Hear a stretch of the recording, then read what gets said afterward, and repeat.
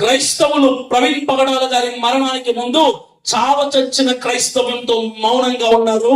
ప్రవీణ్ పగడాల గారి మరణం తర్వాత నేను చెబుతున్నాను ఒకటే, ప్రశ్నించడం ప్రారంభించండి. అభినయ్ దర్శన్ కాదు, అజయ్ బాబు కాదు, వికేఆర్ మాత్రమే కాదు, ఇంకెవరు కాదు, మీరందరూ కూడా 2 తెలుగు రాష్ట్రాల్లో ఉన్నటువంటి క్రైస్తవ ప్రజలందరూ కూడా నిలబడి గొంతు విప్పి ప్రశ్నించడం ప్రారంభిస్తే అన్యాయం పారిపోతే గెలుపు మన సొంతమైంది. ఓటమి మనల్ని చూసి భయపడింది. ప్రతి క్రైస్తవుడు కూడా నేర్చుకోవాల్సింది తెలుసా? Questioning is our right. ఆనాడు రోమ్ ప్రభుత్వంలో అది ప్రజాస్వామ్యం కాదది రాచరికం, రాజు పరిపాలన, నియంత పాలన.